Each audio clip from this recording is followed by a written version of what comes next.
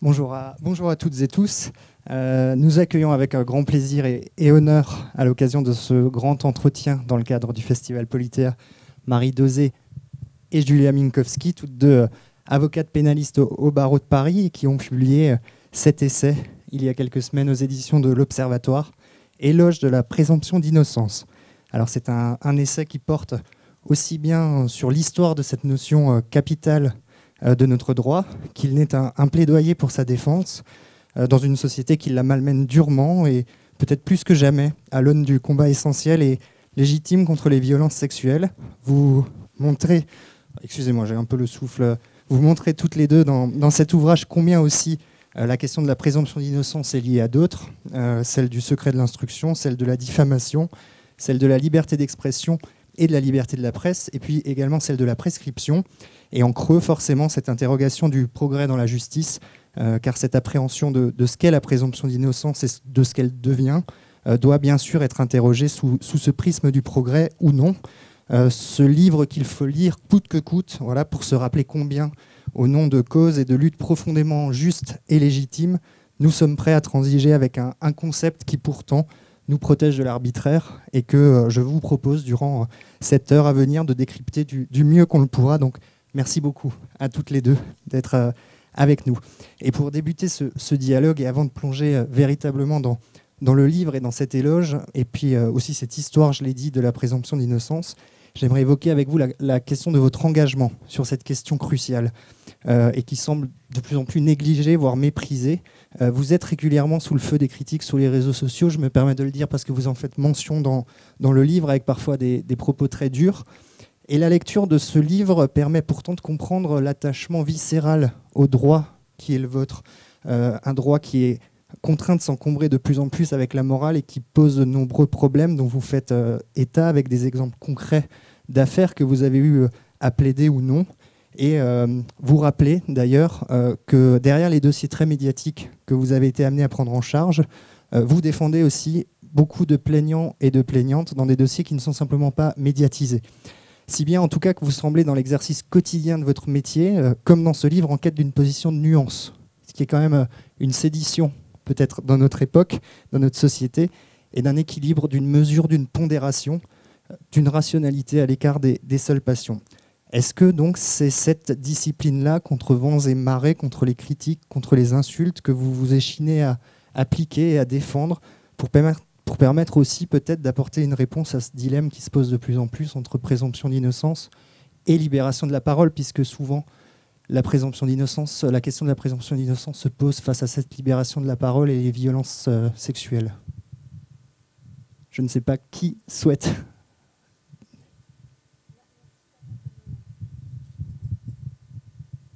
Voilà. Merci de nous avoir invités. On est ravis d'être là. Et il y a beaucoup de questions dans votre question. Sur la difficulté aujourd'hui d'être avocat, je pense qu'elle est aussi liée à un choix qui est le nôtre, mais qui, en tout cas pour moi, devait être le choix de tous les avocats, c'est-à-dire que Julia et moi, nous défendons. Nous défendons ceux qui, à un moment donné dans leur vie, rencontrent la justice ou l'injustice. Mais on défend des gens et pas nécessairement des causes. C'est-à-dire que, comme un médecin soigne, nous on défend. Donc on défend des mises en cause, des accusés, des innocents, des victimes, des plaignants, des coupables, des hommes, des femmes. Voilà. On n'est pas sur cette idée de défendre une cause ou en tout cas un genre ou en tout cas une victime, des victimes de la même infraction. C'est pas ça. Moi, je respecte.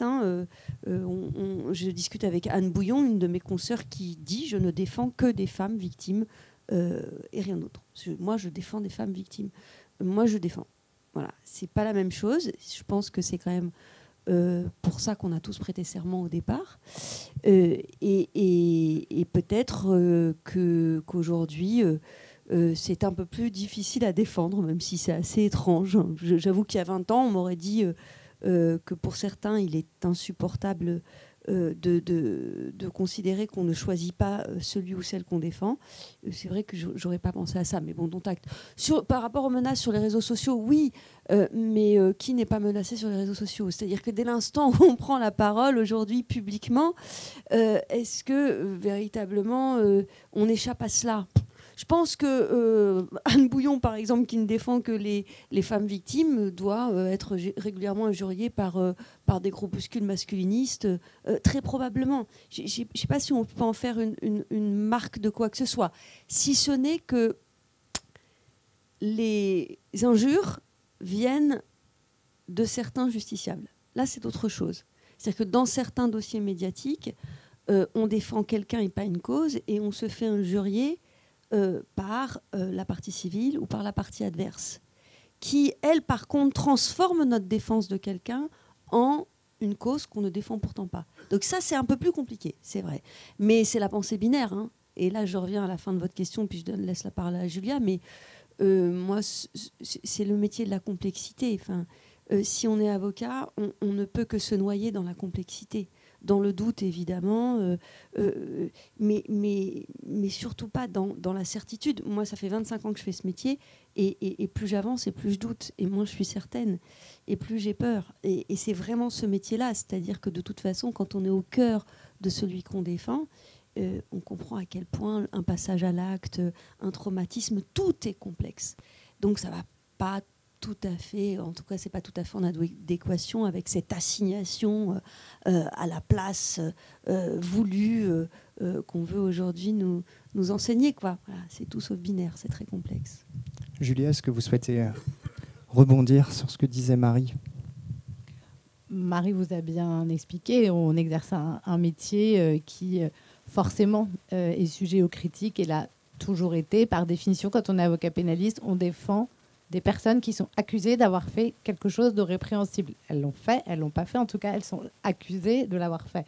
Et donc, on est régulièrement pris à partie. Alors maintenant, c'est sur les réseaux sociaux avec la violence qui les caractérise, hein. Moi, je déteste ça. Twitter, je n'y ai jamais été parce que je n'ai jamais compris, en fait, cette espèce d'amas de violence et qu'on veuille y avoir accès. C'est très dommage parce que c'est aussi une façon d'accéder à de l'information immédiate, intéressante. Mais ça a été tout à fait dévoyé dans cette colère généralisée.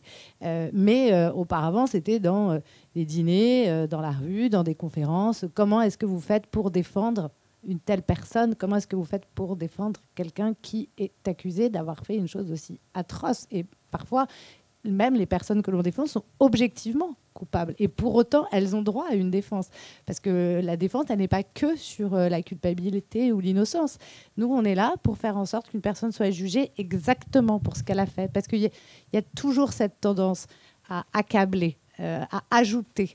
Et nous, on est là pour faire en sorte que, sur un dossier, aider aussi au cours de l'enquête à ce que des actes nécessaires soient faits pour que toute la complexité de ce qui s'est passé, parce qu'un passage à l'acte, ce n'est jamais simple, que toute la complexité de ce qui s'est passé et toute la complexité de la personne qu'on juge, puisque c'est le principe du droit français, on juge toujours une personne, un procès est le procès d'une personne. C'est pour ça qu'on examine tous les aspects de sa personnalité. C'est aussi pour ça qu'on examine des aspects de son histoire, de son passé, que c'est d'ailleurs pas toujours bien vécu par les parties civiles qui ne comprennent pas pourquoi est-ce que l'accusé est autant au centre de l'audience, mais c'est parce qu'en fait, on juge une personne par rapport à ce qu'elle a fait. Et donc nous, on est là pour ça et pour s'assurer qu'à la fin, la justice soit rendue. Et il n'y a pas de justice sans défense, parce que si vous n'avez qu'une accusation, elle sera toujours exagérée. Et même quelqu'un d'objectivement coupable, on aura toujours quelque chose à dire. On se lèvera face à un réquisitoire pour dire non, ça par exemple, ce n'est pas vrai. Ça, c'est exagéré. Ça, vous l'avez oublié. Ce qui s'est passé là, ça s'explique par ça. Donc nous, c'est notre fonction. On sait que c'est une fonction qui est critiquée. On comprend aussi. On essaye d'expliquer. C'est pour ça qu'on écrit des bouquins. C'est pas le premier ni que Marie a écrit, ni que moi j'ai écrit. Et de façon plus générale, ce que vous disiez sur la complexité, nous a fait sourire avec Marie, parce que tout à l'heure, en venant ici sur le chemin, Marie m'a dit « Je crois que le prochain livre que je vais écrire, c'est Éloge de la complexité ». Et donc, on a rigolé en imaginant d'autres titres possibles. Mais évidemment qu'on fait partie des personnes, et il y en a beaucoup, mais je pense que c'est vraiment à la base même du métier d'avocat qui déteste le blanc ou le noir. Et je pense qu'on ne peut pas être avocat de la défense, on est aussi parfois avocat des parties civiles, que l'on défend aussi. Mais on ne peut pas être avocat pénaliste, je pense, si substantiellement, depuis même la plus tendre enfance, on n'a pas cette volonté de compréhension de la complexité. Et je pense que c'est pour ça que la plupart des avocats pénalistes, ils écrivent aussi des livres. S'ils n'en écrivent pas, ils en ont beaucoup lu.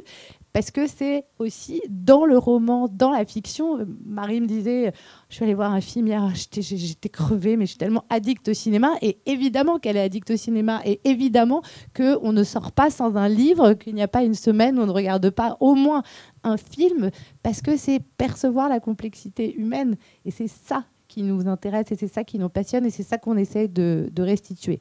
Et après, que des gens soient mécontents, écouter les injures et les violences que Badinter a pu subir au long de sa carrière. Il en a très souvent parlé, et c'est bien. Il faut en parler, il faut expliquer. Vous dédiez votre livre à 2 avocats, 2 ténors du barreau qui ont énormément compté dans votre parcours, Hervé Temim, aux côtés duquel vous avez débuté, Julia, et puis Henri Leclerc, chez qui vous aviez effectué vos premiers stages, Marie, et qui travaillait à la préface de ce livre, vous le racontez, avant malheureusement de nous quitter en août dernier. L'influence de ces 2 personnages, elle est colossale, et leur héritage également, et c'est pourquoi j'aimerais vous proposer de les entendre, de les écouter. Et pour commencer, Henri Leclerc qui nous explique, dans l'extrait que vous allez entendre, pourquoi il a embrassé cette carrière d'avocat, en faisant référence dans le cas précis à sa défense dans les années 70 de militants qui étaient dits gauchistes et dont il réprouvait viscéralement la répression dont ils étaient victimes. Je vous propose de l'écouter et puis je vous poserai ma question ensuite. Ce qui m'a amené sans doute à faire ce métier, c'est que j'ai pris conscience de ce que pouvait être l'injustice. C'est-à-dire, l'injustice, c'est soit quelqu'un qui n'est pas bien jugé, qui n'est pas jugé convenablement, soit quelqu'un qui est jugé dans des conditions scandaleuses, soit quelqu'un qui est puni à des peines qui me paraissent invraisemblables. Et donc, cette peur de l'injustice, c'est vrai, au fond, c'est un peu un combat contre l'injustice plus qu'un combat contre la justice que je mène. Et c'est là qu'est la question. Et c'est important d'essayer de faire un passage entre ceux qu'on défend et ceux qui vont les juger.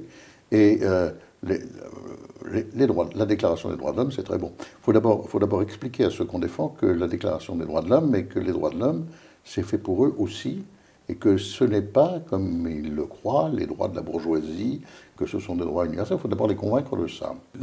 Il faut réussir à montrer que... Et là, c'est un langage commun, parce que ça, les juges, ils ne peuvent pas ne pas comprendre. Ils ne peuvent pas ne pas comprendre que, parce que ça fait partie de leur éducation, c'est ce qu'ils ont appris. Et donc là, il y a un point de passage. Et on essaye par là d'inviter l'injustice. Alors évidemment, se battre contre une atteinte à la présomption d'innocence, ça paraît une évidence. Eh bien oui, il faut quand même passer par là. L'injustice a été le moteur de l'engagement d'Henri Leclerc et de sa vocation d'avocat. Il nous explique l'injustice sous de multiples formes. Mais est-ce que pour vous, au-delà des motivations initiales qui ont pu vous inciter à épouser cette vocation, la défense aujourd'hui de la présomption d'innocence telle que vous la menez dans ce livre et dans votre quotidien se transforme peu à peu à la lumière de notre contemporanéité et des enjeux nouveaux et actuels en un combat contre une nouvelle forme d'injustice qui se répand de plus en plus depuis un certain temps? Je crois que le premier texte que j'avais écrit, qui a été publié dans Libération, s'appelait Populisme pénal. C'était il y a 20 ans à peu près, un peu plus de 20 ans. Il est évident que nous sommes en train de nous noyer dans un populisme judiciaire crasse. Henri, là, lorsqu'il parle, alors c'est toujours très émouvant de l'entendre, à sa voix j'ai encore du mal parce qu'il est parti il n'y a pas si longtemps, mais on sent qu'il essaye d'expliquer son combat pour faire entendre quelque chose au juge. C'est-à-dire que lui, à ce moment-là, au moment où il parle, il est face à une violence institutionnelle qui est la violence de l'institution judiciaire. Moi, j'ai longtemps cru, et quand j'ai commencé à prêter serment, que le combat de ma vie, ça allait être ça. Parce que j'étais confrontée à la violence judiciaire, à la violence de ce que l'appareil judiciaire faisait des hommes, aux hommes, pardon. Là, en l'occurrence, les choses ont quand même basculé ces 10-15 dernières années. C'est-à-dire que je pense pouvoir, ou en tout cas devoir résister à une violence qui est celle du populisme. Pas forcément la violence liée à l'institution judiciaire, alors qu'elle l'est. La justice pénale est violente. celui qui est accusé, celui qui est mis en examen, celui qui est placé en détention provisoire, celui qui est sous le coup d'une procédure judiciaire, est le seul à savoir à quel point l'institution judiciaire est violente pendant que tout le monde est dans la rue en train de hurler à la justice laxiste, permissive, qui va pas assez loin, qui libère les violeurs, etc. Il faut connaître la violence de l'accusation pour se rendre compte de ce que c'est. Mais en l'occurrence, là, les choses ont basculé et force est de constater que résister quand on est avocat, c'est résister en défendant l'état de droit. C'est ça, l'outil, l'état de droit. Et donc, l'institution judiciaire, contre la justice privée, contre les dénigrements, contre le risque de l'arbitraire, contre un populisme qui va croissant. Donc, c'est tout ça qui a changé, effectivement. Et Henri Leclerc le percevait tout à fait, lui qui, a été quand même agressé dans sa chair. Henri Leclerc est un avocat qui, au moment de l'affaire Roman, se rend dans un village pour une reconstitution. Le village l'attend et lui tombe dessus. Aujourd'hui, on pleure Henri Leclerc, mais c'est ça qui s'est passé. Et il s'est fait frapper. Et les gendarmes sont arrivés et ils l'ont sauvé d'une trempe. Il s'est pris une trempe.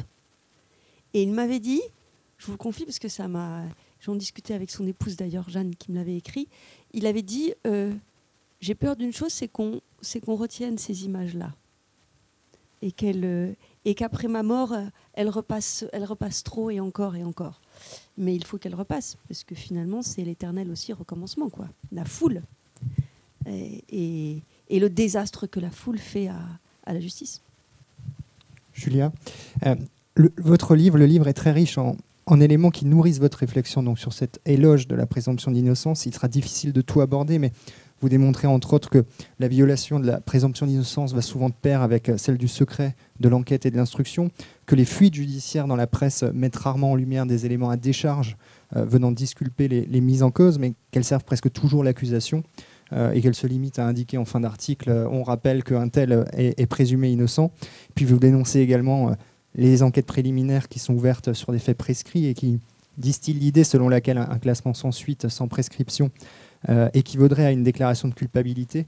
Tous ces éléments-là, fondamentaux, qui mettent en péril la présomption d'innocence, interrogent, je pense, plus largement aussi les fondements de notre vie en société. Est-ce que le manque de respect de la présomption d'innocence, au-delà de la dimension arbitraire qu'il suppose par-delà l'état de droit, encourage, favorise l'émergence dans les esprits d'une société du soupçon permanent, une rupture quasi anthropologique où nous serions finalement tous de potentiels coupables que la justice serait simplement incapable de révéler, de déceler, au point peut-être de rompre avec la dimension la plus élémentaire de notre humanité que la Cour suprême du Canada a rappelé en 1986. Vous l'écrivez dans le livre, l'idée capitale selon laquelle, jusqu'à preuve du contraire, l'humain est bon.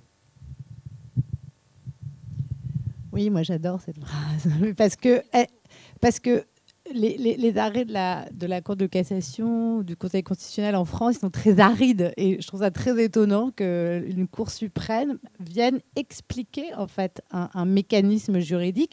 Parce que les mécanismes juridiques, ce ne sont pas juste des règles mathématiques, ce n'est pas de la science. Donc évidemment que ça repose sur une conception de la société.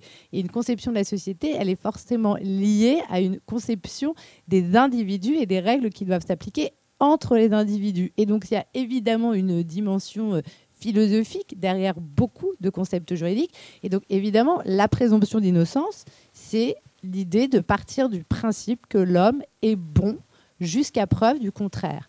On pourrait tout à fait inverser les choses et dire non, présomption de culpabilité, les hommes sont mauvais jusqu'à preuve du contraire, on peut venir demain accuser telle et telle personne et à elle de prouver que pas du tout, elle n'a commis aucune infraction.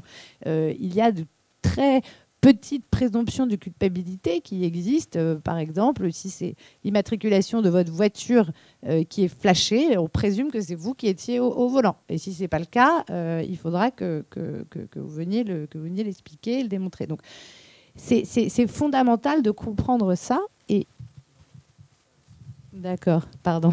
C'est fondamental de comprendre ça. Et quand vous disiez au-delà de l'arbitraire, mais je pense que c'est pas inutile de revenir dessus parce que l'objectif poursuivi avec la présomption d'innocence, c'est évidemment de se prémunir d'une société de l'arbitraire. C'est-à-dire une société de l'arbitraire serait une société dans laquelle vous marcheriez dans la rue avec la crainte que si quelqu'un vous accuse, on va vous considérer comme coupable jusqu'à ce que votre innocence ait été prouvée. Et en fait, ça, c'est pas possible. Parce que ça, c'est la tranquillité de n'importe quelle personne, de n'importe quel citoyen qui se comporte bien dans son quotidien et qui ne doit pas craindre d'être pointé du doigt comme un coupable dès lors qu'une personne aura décidé, légitimement ou non légitimement, de pousser la porte d'un commissariat.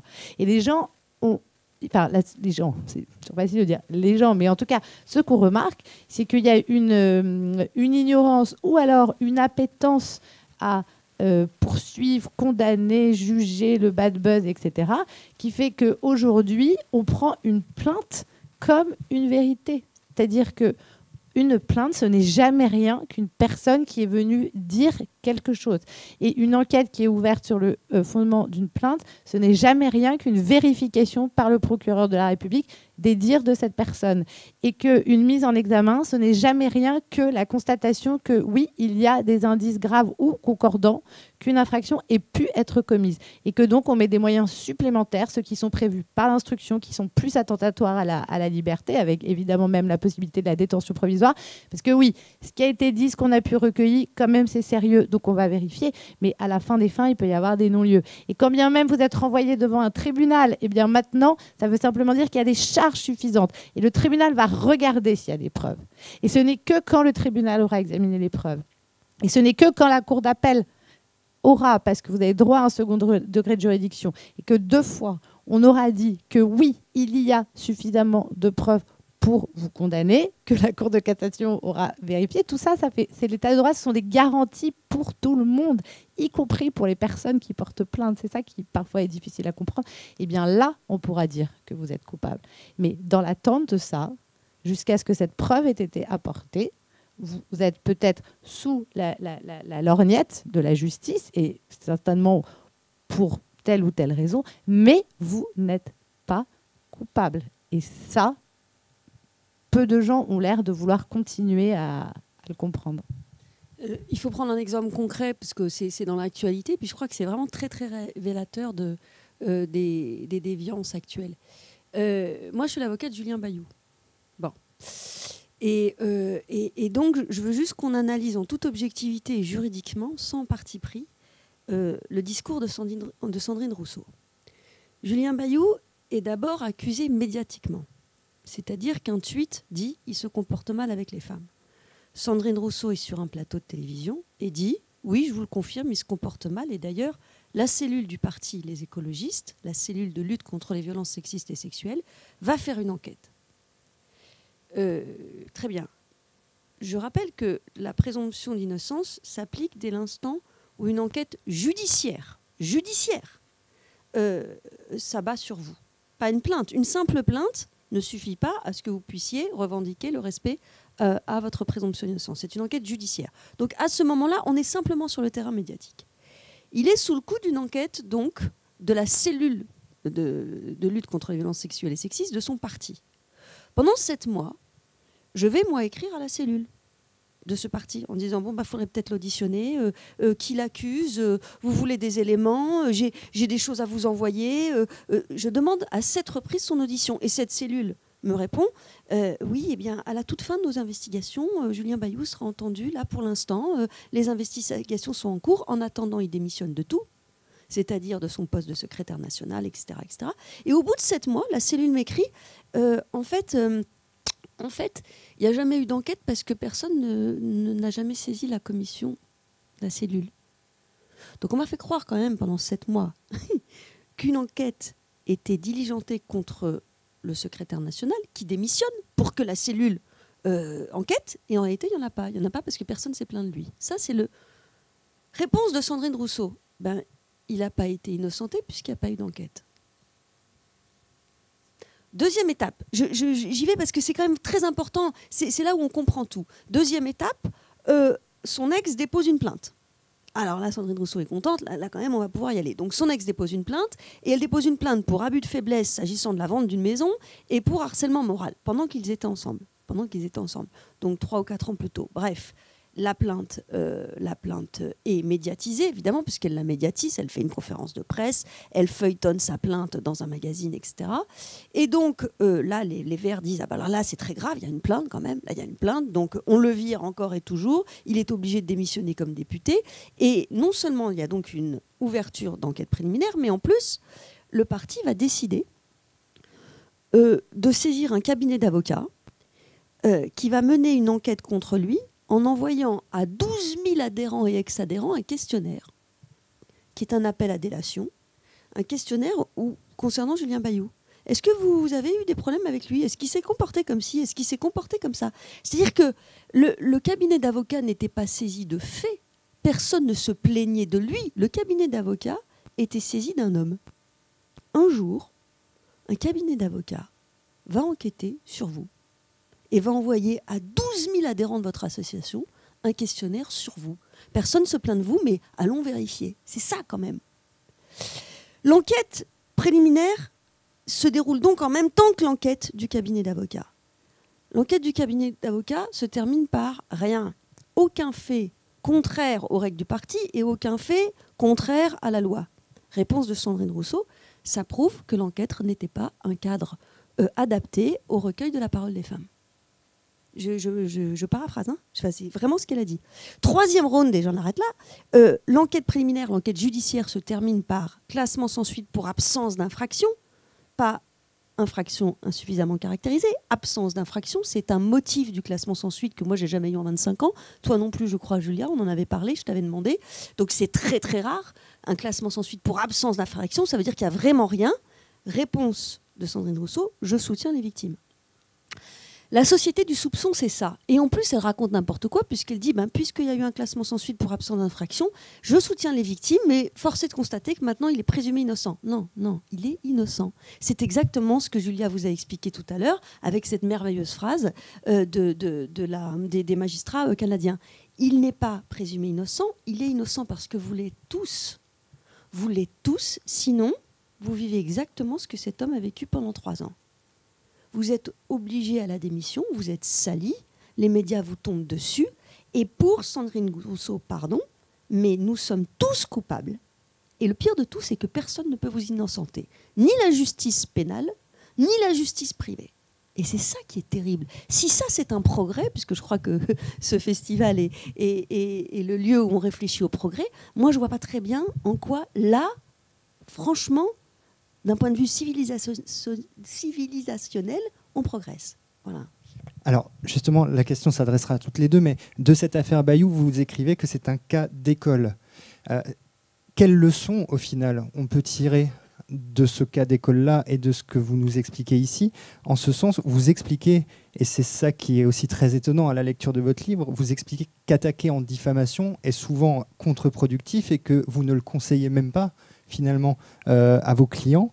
Mais quand une telle décision est rendue, absence d'infraction, et que certains ou certaines continuent publiquement d'affirmer la culpabilité ou de sous-entendre la culpabilité de l'accusé pourtant innocenté, qu'est-ce qu'on fait? Est-ce qu'il faut d'une manière ou d'une autre être en capacité de sanctionner, accepter aussi en quelque sorte finalement que la liberté d'expression ne peut simplement pas tout permettre? Comment on fait? Quelles leçons on tire d'une histoire comme celle-ci? Alors, moi qui ne suis pas l'avocate de Julien Bayou, qui voit ça en observatrice, même si c'est en observatrice privilégiée, puisque j'ai la chance de pouvoir en discuter avec Marie, et d'avoir suivi les étapes à ses côtés. Pour moi, la leçon principale, et ce qui est très, très symbolique de cette affaire, sur laquelle on a maintenant un certain recul, puisqu'elle s'est clôturée, et c'est vrai qu'on avance dans la réflexion par rapport au début justement du mouvement MeToo et où on en est aujourd'hui. Il y a des affaires qui se terminent par des classements sans suite, par des condamnations, par des non-lieux, etc., etc. Et on voit comment les gens arrivent ou pas à se réinsérer dans la société. Ce que je trouve intéressant, c'est la façon dont la société réagit à une accusation. En fait, nous, c'est vraiment ça le sens de notre propos. Loin de nous la volonté de bâillonner qui que ce soit, de dire que les victimes n'auraient pas le droit de prendre la parole pour exprimer leur point de vue, pour exprimer leurs accusations. Non, le sujet, il n'est pas là. Le sujet est comment la société prenne ces accusations. Comment est-ce que les tiers, c'est pour ça que votre question elle est intéressante, parce que vous ne parliez pas de la plaignante en elle-même, vous parliez de, par exemple, Sandrine Rousseau ou de n'importe qui, de tiers, qui aujourd'hui viendrait dire qu'il est coupable de quelque chose. En tout cas, moi, c'est vraiment ça qui m'intéresse. Je ne vais pas, quand je m'exprime à la suite d'une décision de justice, m'en prendre à la personne qui a porté plainte. C'est pas ça le sujet. Le sujet, ça va être une décision de justice qui me semble, exactement comme disait Henri Leclerc, injuste car disproportionnée, ou alors la façon dont les gens ont réagi. Et qu'est-ce qui se passe avec Julien Bayou? C'est que c'est un homme dont la carrière politique est terminée. Elle est terminé pour que ça se finisse par un classement sans suite pour absence d'infraction. Qui peut se satisfaire de ça? Il n'y a même pas de question à se poser pour moi. C'est pas que ce n'est pas un progrès, c'est que c'est une réelle régression. Et que vous vous retrouvez avec quelqu'un qui a démissionné de chacun des postes qu'il pouvait avoir, les uns après les autres, pour au final être blanchi et ne rien pouvoir réintégrer. Mais qui peut se satisfaire de ça? Qui peut penser que c'est un progrès? Qui peut croire que ça va aider à lutter contre les violences faites aux femmes? Parce que si on croit une minute que Marie ou moi, on a la moindre complaisance par rapport à ces violences, c'est bien mal nous connaître. Et nous mettre très régulièrement dans une espèce de conflit de loyauté, de dire « Ah ben non, vous ne pouvez pas dire ça, vous ne pouvez pas défendre ces personnes-là et en même temps être féministe », c'est totalement absurde. Enfin, c'est de la bêtise à l'état pur, en réalité. Donc, moi, ce que m'inspire cette affaire Bayou, c'est, j'espère, une leçon. C'est-à-dire comment ça sert à quelque chose. Et qu'on en parle pour être prudent les prochaines fois. Et là, on parle évidemment d'une personnalité politique exposée qui certainement prend son risque quelque part. Mais il y a ce qui se passe dans n'importe quelle entreprise, de la multinationale à la petite entreprise, l'école, tant les professeurs que les étudiants. Nous, on a plusieurs affaires dans des universités, etc. On voit ce qui se passe. C'est-à-dire vous avez des étudiants qui font des classes préparatoires, qui cravachent. Que fait l'école, la grande école d'ingénieurs ou n'importe quel lycée d'un élève qui est accusé? On lui demande de partir définitivement sans lui trouver de solution de remplacement, alors qu'il n'a peut-être rien fait tant que les choses ne sont pas... Parce qu'on estime que c'est la seule façon que la société a trouvé de désormais prendre au sérieux les violences faites aux femmes. Non, c'est pas possible. Il faut trouver d'autres voies. En fait, moi, j'en tire plusieurs conclusions sur cette affaire, mais d'abord, c'est faux, le droit ne peut pas protéger quelqu'un. Le problème, c'est que moi, je n'ai pas réussi à le protéger. Je suis son avocat et je n'ai pas réussi à le protéger parce que je n'ai pas les outils juridiques ou judiciaires pour le faire. Si je dépose plainte en diffamation, d'abord, rendez-vous dans 3 ou 4 ans, donc de toute façon, après que le mal soit fait, et puis surtout, je fais exister l'accusation. C'est-à-dire que quand vous êtes accusé et que vous déposez plainte pour dénonciation calomnieuse, pour diffamation, pour dire non, cette accusation est fausse et elle est sale, je fais exister médiatiquement l'accusation. Et je peux vous assurer que certains et certaines n'attendent que ça. Mais allez-y, faites-moi un procès en diffamation si ce n'est pas vrai. Ben non, parce qu'en réalité, le procès en diffamation, ce sera à nouveau la médiatisation d'accusations parfaitement ignobles et parfaitement fausses, et donc on va encore une fois les faire exister. Donc ça, c'est la première des choses. L'objet, évidemment, c'est de faire en sorte qu'on n'en parle plus.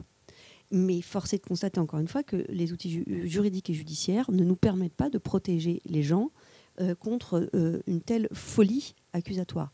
Deuxième observation, ça doit interroger notre degré de maturité démocratique. Moi, j'ai tendance à dire, et je le dis souvent, qu'on se comporte parfois comme des enfants gâtés de l'état de droit. C'est-à-dire que la justice est pourrie, elle est patriarcale, elle est trop lente, donc préférons-lui une justice privée, la justice nous ignore, allons ailleurs. je pense que ça, c'est vraiment se comporter comme des enfants gâtés de l'état de droit. Il faut que la justice ait plus de moyens, qu'elle accueille mieux la parole de toutes les victimes, les femmes et les hommes. Et ça, nous nous battons suffisamment là-dessus. Mais, par contre, il ne faut pas privilégier l'arbitraire et se comporter en petit vengeur ou vengeresse et considérer que finalement c'est bien fait, qu'il n'y a pas de fumée sans feu. Ça, véritablement, il va falloir que ça s'arrête parce qu'on est en train de briser des vies. Et puis, il y a surtout un travail à faire sur cette appétence du bannissement. C'est ce que disait Julia à l'instant. Mais aujourd'hui, juste une chose quand même, on n'a pas supporté que Bertrand Cantat reprenne la parole, reprenne la voix, après avoir purgé sa peine. Bon, très bien. Moi, j'ai pas de... Mon problème, il est, si vous voulez, c'est qui décide qu'il a le droit ou pas de chanter après avoir purgé sa peine. Moi, je n'irai pas à ces concerts, parce que j'ai pas envie. Mais quand j'entends... pardon, c'est pas de ma faute, hein, mais la présidente de la commission d'enquête des violences sexuelles et sexistes, Sandrine Rousseau, dire « Est-ce que vous vous rendez compte, monsieur, en parlant de Wajdi Mouawad, qu'on ne veut pas entendre Bertrand Cantat chanter parce qu'il a tué son épouse ?» Qui c'est on? Qui décide? Enfin, il n'y a pas de magistrat qui l'a condamné à une peine complémentaire d'interdiction de changer. Donc à partir de là, que si effectivement on ne le veut pas, on ne va pas à ses concerts et puis sa carrière, elle va s'arrêter. Mais moi, je suis quand même assez grande pour savoir ce que je veux faire ou pas. C'est pas à quelqu'un de décider que c'est bien d'y aller ou pas. Voilà, on est encore en démocratie. Et on doit tous pouvoir bénéficier de notre liberté. Donc ça, c'est la première des choses. Donc on n'a pas supporté ça. Ensuite, on ne supporte plus que quelqu'un qui est accusé, pas même mis en examen, hein, mais accusé puisse exister publiquement. Moi, je défends un réalisateur qui est l'objet d'une accusation, qui est témoin assisté. Témoin assisté, ça veut dire qu'un juge d'instruction enquête depuis 1 an, a regardé l'enquête et a dit « Monsieur, il n'y a absolument rien contre vous, je ne vous mets pas en examen, vous bénéficiez du statut de témoin assisté ». Il ne peut pas participer à la promotion de son film. D'accord, ok, donc ça c'est fait. Donc, et maintenant, quand on a été relaxé, on est puni quand même. Et là, on parle dans notre livre d'Ibrahim Malouf. Ibrahim Malouf, il est relaxé définitivement par une cour d'appel. Eh bien, il a été viré du festival de Deauville. Donc ça, c'est le bannissement. Je veux dire, jusqu'à quand on va continuer à se comporter comme ça, en fait? La vérité judiciaire, elle doit s'imposer à toutes les autres. Parce que c'est la seule qui s'impose des contraintes et des garanties qu'aucun journaliste ne peut se poser. Et puis, si on ne fait pas ça, qu'est-ce qu'on fait? Quoi d'autre? Il n'y a pas d'alternative que l'arbitraire. C'est soit ça, soit l'arbitraire. Donc, encore une fois, c'est un choix de société. Hein. Mais c'est à nous tous qu'il revient, ce choix-là. Ce que l'on peut opposer peut-être à l'arbitraire, c'est la pédagogie, l'éducation. Et votre livre se veut justement pédagogique, se veut une alerte. Mais c'est un ouvrage qui nous familiarise vraiment aussi avec des notions de justice, avec lequel finalement le grand public compose peu ou pas forcément bien, parce qu'il n'y a pas cette approche de pédagogie brute sur les notions de base de la justice. Et cette question de la pédagogie, elle tenait à cœur à Hervé Temim. Et je vous l'ai dit tout à l'heure, ce livre est dédié à Maître Leclerc et Temim. Hervé Temim, lui aussi, disparu récemment et qui a beaucoup compté dans votre parcours, Julia. Il était un défenseur acharné de la présomption d'innocence et il avait dans l'idée que pour mieux l'appréhender, peut-être faudrait-il justement se familiariser avec elle. Et je vais vous proposer de l'écouter donc, lors d'un entretien sur Europe 1 qui avait eu lieu avec Thomas Soto, c'était il y a quelques années, et qui résume très bien ce que vous développez aussi dans le livre et qui ouvre donc cette question de la pédagogie. Je vous propose de l'écouter. Et pour répondre mais elle n'est pas inévitable aujourd'hui la publicité sur les grandes affaires, ne serait-ce parce que les avocats des parties parlent. Mais elle est inévitable. Moi, je suis pessimiste.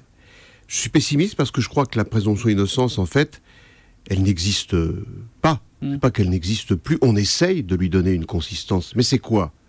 La présomption d'innocence, c'est un principe juridique capital, très fort, qui signifie simplement que jusqu'au jour où on est condamné définitivement, on est présumé innocent. Jusqu'à la Cour de cassation. Jusqu'à la Cour de cassation. Mais vous savez, le plus terrible, si on sort de la discussion juridique qui me passionne, moi j'ai créé un site qui s'appelle Présumé innocent, tellement je pense que là est le cœur de la réforme qu'on doit mettre en œuvre pour une meilleure justice pénale. Mais le pire, c'est que la présomption d'innocence, elle n'existe pas pour ceux qui sont poursuivis. Croyez-vous que quand vous êtes mis en examen ou quand vous êtes prévenu devant un tribunal correctionnel, vous dites « Attention, hein, on peut rien me reprocher, je suis présumé... » Mais non, c'est terrible. Le pire, c'est que sont jugés des hommes et des femmes qui sont présumés innocents, qui parfois sont innocents et vont être relaxés ou acquittés, mais le jour où ils comparaissent devant les juges... On est présumé coupable dans ces cas-là ? Mais bien sûr, et ils ont parfois presque tout perdu. Et non seulement leur travail, leur famille, parfois leur santé, mais souvent l'estime de soi. On a fait des progrès, mais ils sont totalement insuffisant parce que je crois que c'est une question de culture. Il faut apprendre les fondements, les principes de la justice dès l'école. Et il faut que les acteurs de la justice, y compris les avocats, mais les avocats ont moins de pouvoir que les juges, et les journalistes ont parfois un pouvoir dont ils ne sont pas tout à fait conscients. Je retiens deux choses. D'abord, le pessimisme. On peut avoir l'impression, effectivement, que l'époque nous donne l'impression de devoir arrêter un océan avec les doigts. Il y a une forme d'impuissance qui semble s'emparer de nous malgré le ton très combatif de votre livre. Et puis le deuxième élément que je retiens, c'est le sens de la responsabilité et surtout d'une culture. C'est ce qui nous dit d'un enseignement dès l'école. Est-ce que vous considérez qu'il s'agit là effectivement peut-être d'une solution pour faire en sorte que la population s'imprègne mieux de ces fondamentaux-là ? Vous savez, il est décédé très brutalement il y a 2 ans, et il n'y a quasiment pas une semaine où je me dis mais si vous voyez ce qui est en train de se passer, c'est-à-dire que rien qu'en 2 ans, les choses se sont aggravées d'une façon, c'est-à-dire qu'il était pessimiste, je ne sais pas de quand ça date, mais ne doit pas être très vieux. 2018. Voilà, c'est pas très vieux. Et même depuis avril 2023, où il a disparu, il s'est passé tout ce que Marie vient de vous raconter, tout ce qu'on écrit dans le livre. Ce ne sont que des exemples qui sont plus récents qu'il y a 2 ans. Et donc son pessimisme, il était plus que légitime, c'est-à-dire que ça s'est réalisé, mais d'une façon que je pense que lui-même n'avait pas anticipé, je vous assure. Le truc du festival de Deauville, quelqu'un qui est innocenté par la justice, qu'on lui dit non, vous ne pouvez pas faire partie du jury. Non, je pense qu'il ne pouvait même pas imaginer ça. Et donc, quand j'entends ce qu'il dit, il parle de la responsabilité des journalistes. Alors, c'est très compliqué pour nous d'aborder cette question parce qu'il y a une sensibilité très forte, une solidarité entre eux, et tant mieux d'ailleurs, qui est belle, hein, qui fait que c'est difficile d'aborder ces sujets quand nous sommes interrogés à la radio, à la télévision. Au moins ici, avec vous, on est libre, on peut en parler. Mais c'est compliqué, je veux dire, il y a des journalistes qui sont très bien, qui réfléchissent beaucoup à ça. Il y en a beaucoup, non, alors qu'ils ont une responsabilité immense. Alors, ils peuvent dire, non, nous, on délivre une information, c'est aux gens... Oui, d'accord, mais enfin, vous voyez bien que les gens ne sont pas toujours capables de faire la différence et que, justement, ils ne manient pas les concepts juridiques. Donc, vous devez expliquer à chaque fois de quoi vous parlez. Et vous ne pouvez pas juste dire le présumé violeur, le présumé tueur. Non, c'est l'inverse, en fait. Il est présumé innocent. Il est présumé ne pas l'être, en réalité. Donc déjà, ça ne va pas. Parfois, vous avez une ligne à la fin. On rappelle qu'il est présumé innocent, mais personne ne prend jamais le soin d'expliquer, parce que ça veut dire que la présomption d'innocence, d'expliquer quel est le statut. Moi, je pense qu'il faudrait le faire à chaque fois.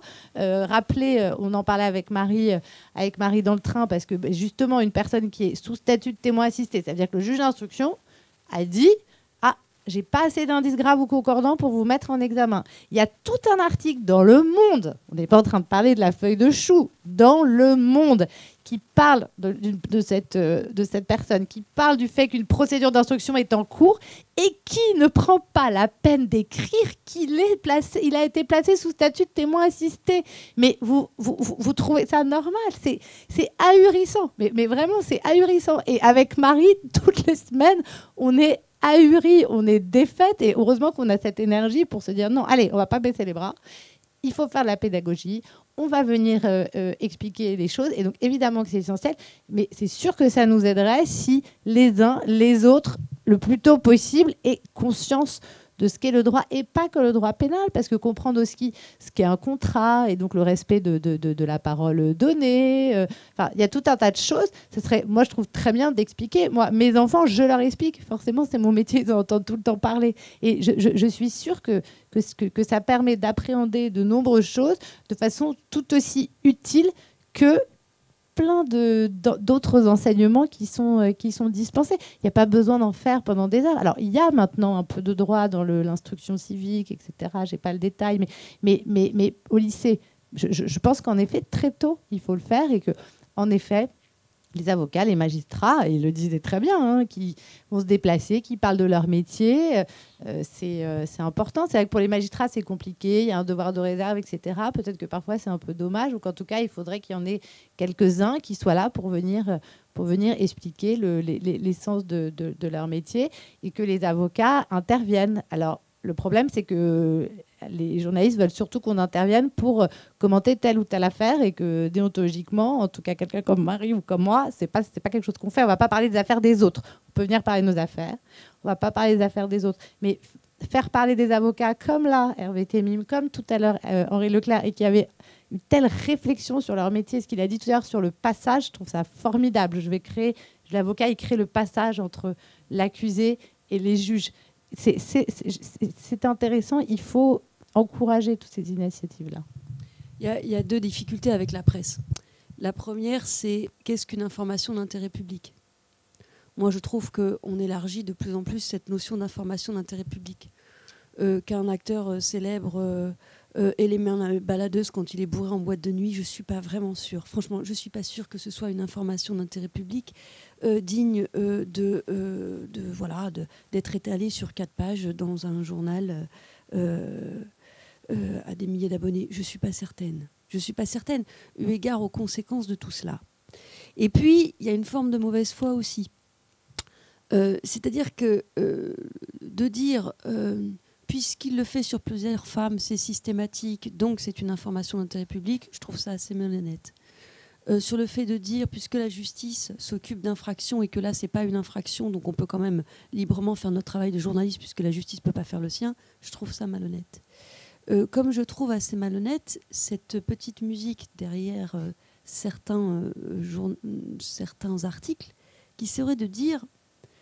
la justice a classé son suite, la justice a rendu un non-lieu, ça ne veut pas dire qu'il est innocent. Ça veut dire qu'il n'y a pas assez de preuves contre lui. Et ça, c'est un vrai problème. C'est aussi, et ça rejoint le début de notre discussion, c'est-à-dire que le mot innocent aujourd'hui est un gros mot, on ne le supporte pas. C'est pas ça qu'on a. On n'a pas envie d'innocent, on a envie de coupable.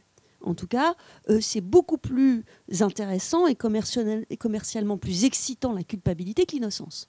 À partir de là, la justice n'innocente plus personne. Elle est simplement incapable de déclarer coupable. Donc quand vous êtes relaxé, acquitté, ou vous faites l'objet d'une ordonnance de non-lieu, c'est pas que vous êtes innocent.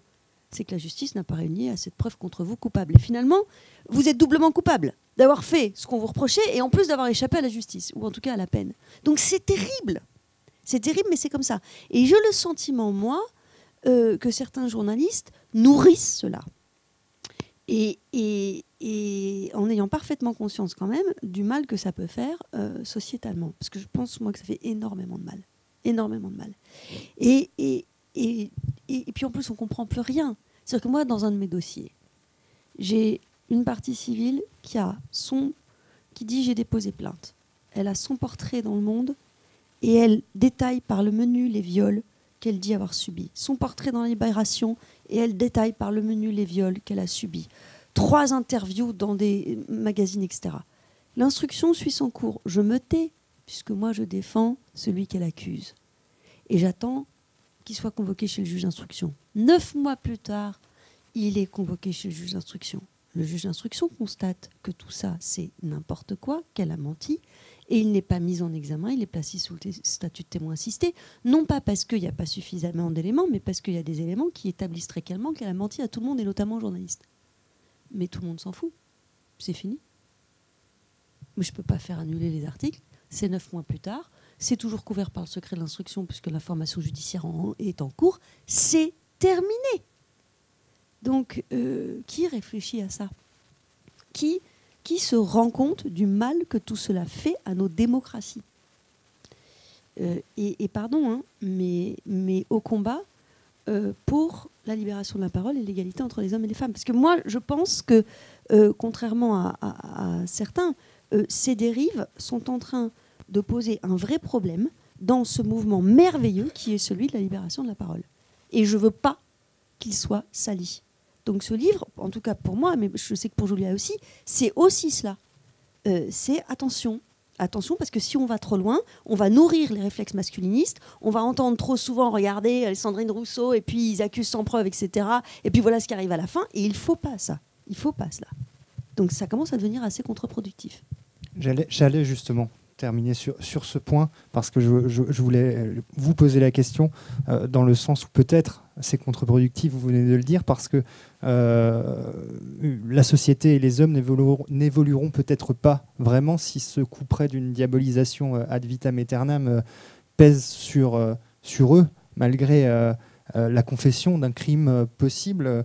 Si ce crime se transforme en une forme de dette qu'il ne pourra jamais payer, là, Bertrand Cantat par exemple, vous l'avez cité, tout cela sans doute n'encourage pas, du point de vue même de celui qui se serait rendu coupable d'un crime, à admettre ses torts. Donc effectivement, il y a peut-être, en tout cas je voulais vous poser la question, mais vous y avez déjà un petit peu répondu, mais Julia, vous vouliez peut-être ajouter encore quelque chose. C'est exactement ça, c'est-à-dire que même nous, en tant qu'avocat, parfois, s'agissant de tout un tas d'infractions, on dit à nos clients, bon, attendez, on ne va pas aller raconter au tribunal qu'il fait jour quand il fait nuit. Donc, en fait, moi, je vous conseille de reconnaître, parce que là, c'est évident, ce serait absurde. Au contraire, on vous en donnera crédit. C'est faute avouée à moitié pardonnée. En tout cas, c'est quand même considéré, évidemment, par la justice, d'être capable rapidement de reconnaître ses torts, de faire amende honorable, de démontrer qu'on a compris quelque chose. Ce que vous dites, c'est tout à fait exact. C'est-à-dire qu'en ce moment, dans ces affaires-là, c'est quasiment exclu. Parce que si vous reconnaissez, plus jamais vous ne pourrez exercer le métier qui était le vôtre. Alors que parfois, est-ce que les plaignantes, est-ce que les victimes ont intérêt à ça? Non. Je veux dire, il y a des affaires qui auraient pu se régler judiciairement de façon juste et de façon beaucoup plus juste et beaucoup moins violente pour tout le monde. Mais la façon dont la société réagit en ce moment, ça rend ça quasiment impossible. C'est pour ça que Marie et moi, on a du mal à comprendre le militantisme radical qui a l'air de croire que la peine de mort sociale pourrait être ce qu'il y a de plus dissuasif. Mais c'est pas vrai. Vous l'analysez très bien. Enfin, c'est tellement une question de bon sens que, en tout cas, moi, personnellement, je n'arrive pas à comprendre. Moi, je pense que la libération de la parole, c'est pas nécessairement sa médiatisation, déjà et d'une.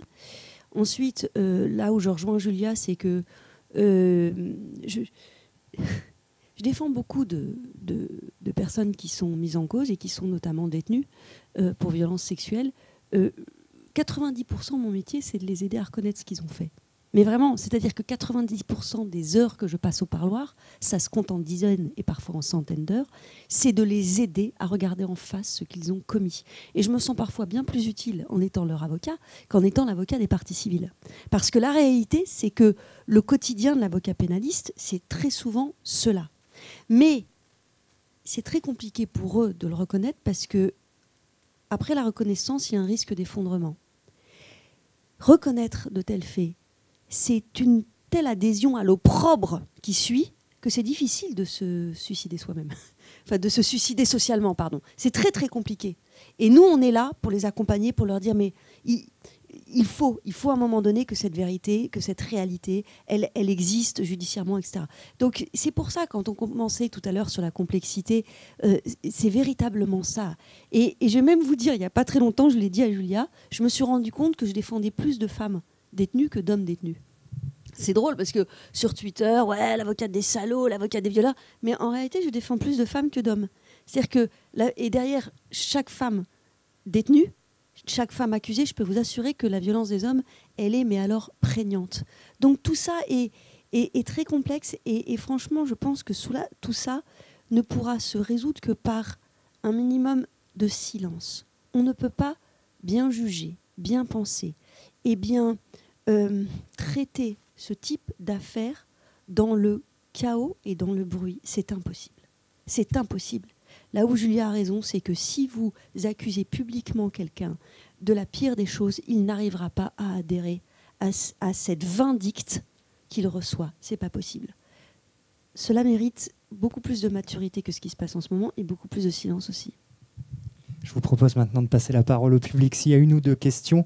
Et je rappelle déjà donc votre livre Éloge de la présomption d'innocence aux éditions de l'Observatoire. Et je redis combien ce livre est formidable. Et je vous remercie déjà pour cette première partie de dialogue. Et voilà, si vous avez une question dans le public, n'hésitez pas.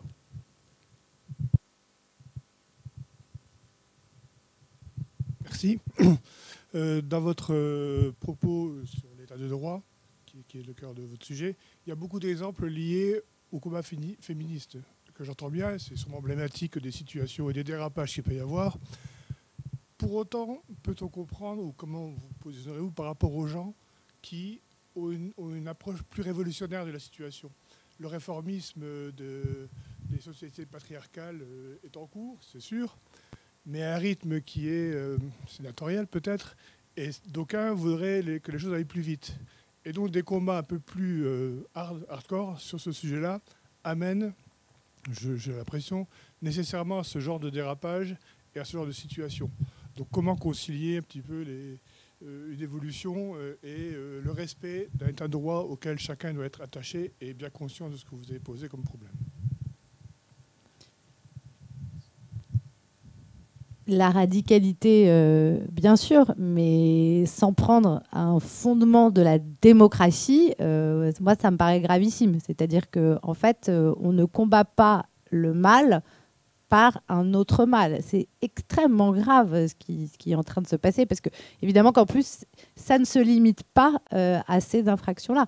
Là, on en parle beaucoup parce qu'aujourd'hui, les choses se focalisent beaucoup sur ces infractions. Mais dans le passé, ça a pu être sur d'autres. C'est absolument pas nouveau qu'on estime que la présomption d'innocence soit là pour empêcher de poursuivre des vrais coupables. C'est pas nouveau en réalité. Et d'ailleurs, on fait tout un chapitre pour expliquer d'où vient la présomption d'innocence, à savoir du droit romain, comment est-ce que ça s'est imposé en France, par quel biais et pourquoi. On a expliqué tout à l'heure quelle était la philosophie de ça. Mais en fait, ce qu'on voit quand on est à de notre tour de contrôle, c'est qu'il y a des principes qui ne peuvent pas souffrir d'exception. C'est pour ça qu'on parlait de Badinter tout à l'heure. Robert Badinter, quand il a porté l'abolition, il était inenvisageable pour lui qu'il y ait la moindre exception. C'était soit on abolit totalement et pour toutes les infractions, soit on n'abolit pas. Mais on ne pouvait pas dire abolition, sauf pour les assassins d'enfants. Enfin, on a tous en tête ceux pour qui on dit ouais, enfin là quand même ça serait bien mérité. Bah non, parce qu'en fait un principe, pour qu'il reste fort, il ne peut pas souffrir d'exception. Et donc on ne peut pas dire là, ah bah comme là il y a ce sujet et que enfin on se rend compte que les violences sexuelles c'est un fléau et qu'il faut y mettre fin, on va mettre la présomption d'innocence de côté pour ça. Non, parce que si on la met pour ça, on la met pour tout le reste. Et d'ailleurs, il y a plein d'histoires où des personnes ont été présentées comme coupables sur d'autres sujets depuis la nuit des temps. Et donc, demain, ça sera autre chose. C'est trop dangereux pour la démocratie. On ne peut pas livrer toute la population à l'arbitraire. Ce n'est pas possible. Moi, je vais essayer de répondre à votre question. J'entends ce que vous dites, c'est-à-dire la société est trop patriarcale, ça n'avance pas assez vite et ça crée de la frustration. Et donc, ça crée des dérives et de la radicalité. Le fond de ma pensée, c'est que si on donnait aux uns et aux autres les moyens, à la justice notamment, les moyens de bien traiter celles qui vont déposer plainte, de bien traiter les enquêtes préliminaires, si on donnait les moyens à la justice d'exister, si on donnait aussi des moyens à d'autres libérations de la parole, dans d'autres endroits d'exister, je parle de la justice restaurative, je parle d'une philosophie restaurative. Si on mettait les moyens, on ne créerait pas cette frustration-là. C'est-à-dire que, pardon, mais on incrimine de plus en plus de comportements. On a des législateurs qui passent leur temps à nous pondre des propositions de loi pour créer de plus en plus d'infractions, qui, depuis 10 ans, manient encore une fois la définition du viol et des agressions sexuelles et le consentement et pas le consentement. Mais en fait, on demande de plus en plus de choses à la justice, on lui donne de moins en moins les moyens et on passe son temps à la décrier. C'est n'importe quoi. Effectivement, on crée de la frustration. Moi, je suis tout à fait d'accord avec vous. Il y a 3 jours, je suis dans un commissariat. Je pense que la salle faisait à peu près 20 mètres carrés.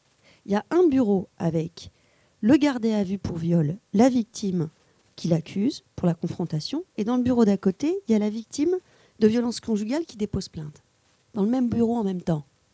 Donc tant qu'on en sera là, on va créer de la frustration. Le problème, c'est d'abord les moyens. C'est pas l'état actuel du droit. C'est pas vrai. C'est pas vrai que la justice est patriarcale. C'est pas vrai que les textes légaux sont les marqueurs d'une société patriarcale. C'est pas vrai. C'est tout simplement qu'on ne donne pas à la justice les moyens d'exister, mais que les gardes des Sceaux actuels, que ce soit d'ailleurs M. Darmanin ou M. Éric Dupond-Moretti quand c'était lui, jouent la carte du populisme judiciaire. Voilà, une fois qu'ils sont au pouvoir. Et donc excitent la frustration eux aussi, au lieu justement de se battre pour obtenir les moyens de faire exister une justice digne de ce nom. Je vais vous proposer de passer à la séance de dédicace, puisque le livre de Marie Dosé et de Julia Minkowski est disponible chez nos collègues libraires. Et donc, si vous voulez échanger un peu plus personnellement avec nos invités, vous le pourrez. Merci à vous, merci à vous deux. Merci beaucoup.